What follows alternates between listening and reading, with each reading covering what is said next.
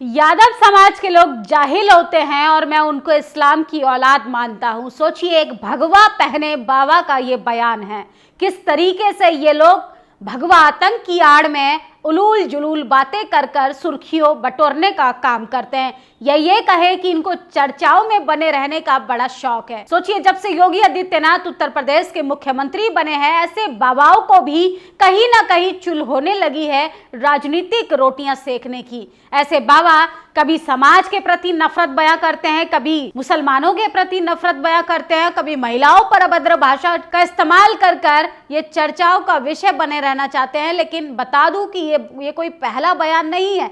ऐसे न जाने कितने लोग हैं जो भगवा का वस्त्र तो धारण करे हुए हैं, लेकिन दिमाग में इनके गोबर भरा पड़ा है। सोचिए किस तरीके से ये आदमी जो है, इसका नाम स्वामी आनंद स्वरूप, इसको कुछ दिन पहले चुल हुई थी कि संविधान निर्माता BN राव है। ये बाबा साहब का अपमान करता है, संविधान का अपमान करता है, लोकतंत्र की धज्जियां उड़ाता है। और अब सोचिए, ये बाबा कह रहा है कि यादव समाज जो है वो जाहिल समाज है। किस तरीके से ये लोग सरेआम गाली देने का काम करते हैं। इसका मतलब तेजस्वी यादव जाहिल है, इसका मतलब अखिलेश यादव जाहिल है, मतलब इस देश के सबसे ज्यादा कृष्ण वंशियों को ये यादव को जाहिल बताकर उनको अपमानित करने का काम कर रहा है। भगवान कृष्ण का भी अपमान सरासर कर रहा है। और सोचिए, चारों तरफ चुप्पी है। ये लोग किसी भी समाज के प्रति, किसी भी जाति के प्रति इस तरीके की बयानबाजी दे देते हैं, अनगल बातें करते हैं और अपने आप को किस तरीके से कहते हैं कि हम धर्म के रक्षक हैं।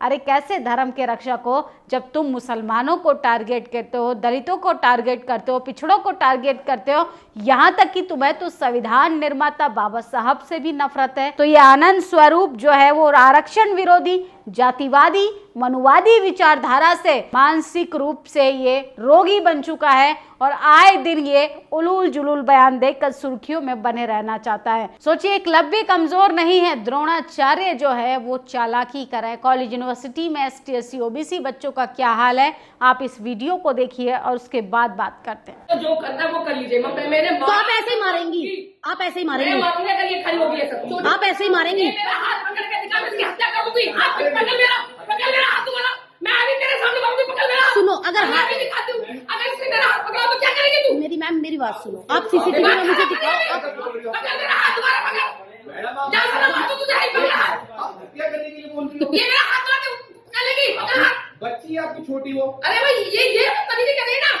तो देखा आपने वीडियो। सोचिए, मनुवादी महिला मनुवादी पुरुषों से भी ज्यादा खतरनाक होती हैं। ये चून परी वीना शर्मा है जो उत्तर प्रदेश के हापुड़ के स्कूल की प्रिंसिपल है। इसने एक बच्ची को बेरहमी से चोटी पकड़कर मारा। जब परिजन शिकायत करने गए तो उसका बिहेवियर बिल्कुल द्रोणाचार्य की शिष्या जैसा था। ये महिला जातिवादी महिला, सोचिए किस तरीके से उस छात्रा को सरेआम उसकी हत्या करने की धमकी दे रही है। इससे अंदाजा लगाइए कि ST SC OBC के बच्चों को अगर एडमिशन भी मिलता होगा तो उनको क्या कुछ झेलना पड़ता होगा। और मैं तुम्हारी हत्या कर दूंगी। यूपी के हापुड़ में प्रिंसिपल वीना शर्मा ने प्रज्ञा तोमर नामक की छात्रा को चोटी पकड़कर मारा, खींचा, बेरहमी से पीटा। परिजन जब प्रिंसिपल से शिकायत करने गए तो उल्टा वो उन्हीं पर भड़क उठी। सोचिए किस तरीके से ये लोग अपने जातीय अहंकार में चूर हैं। अपनी गलती मानने के बजाय ये मोहतरमा कहती है कि मैं तुम्हारा हत्या कर दूंगी। ये कैसी न्यायिक व्यवस्था है जहां एक ही परीक्षा के दो नियम चल रहे हैं, एक अंग्रेजी में दूसरा हिंदी में। नियम, अंग्रेजी नियम कहता है ST SC को प्रत्येक पेपर में न्यूनतम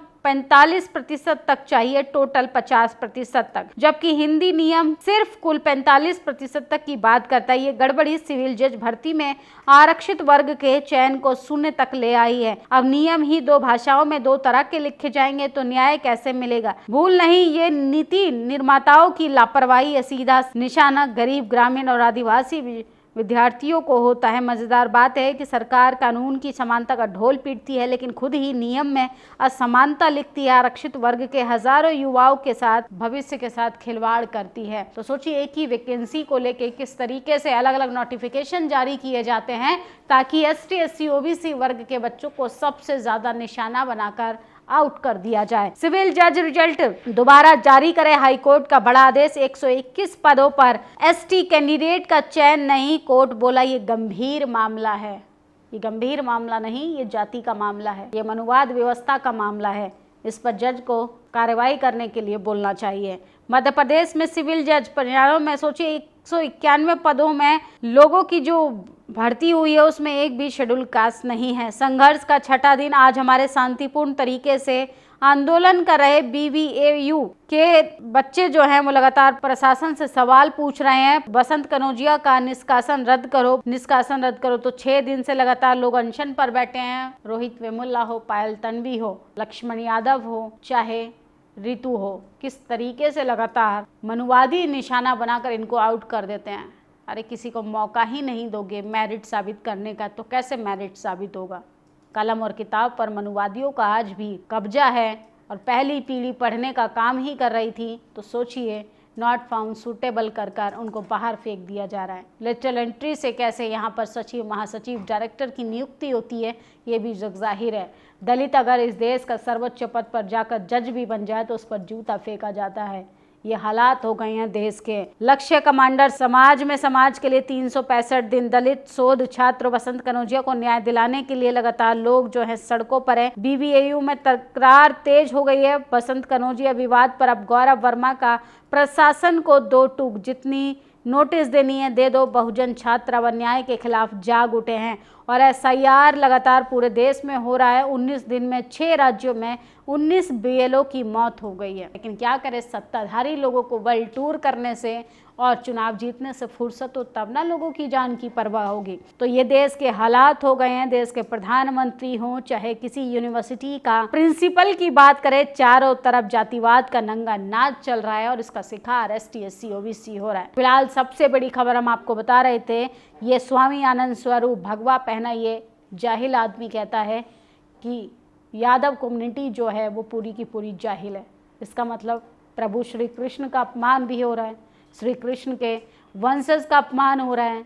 सोचिए ये यादवों को सरेआम गाली देने का काम कर रहा है और चारों तरफ चुप्पी है। ऐसे लोगों को मुंह तोड़ जवाब देना बेहद ज़रूरी है। कभी ये बाबा साहब को गाली देते हैं, कभी संविधान को गाली देते हैं, कभी इस देश के बहुजन समाज के नेताओं को गाली देते हैं और अब ये यादव समाज को गाली दे रहा है। अरे ऐसे लोगों को तो सलाखों के पीछे होना चाहिए। भगवा पहनने का मतलब ये नहीं है कि आपको किसी समाज को गाली देने का राइट्स मिल गया है।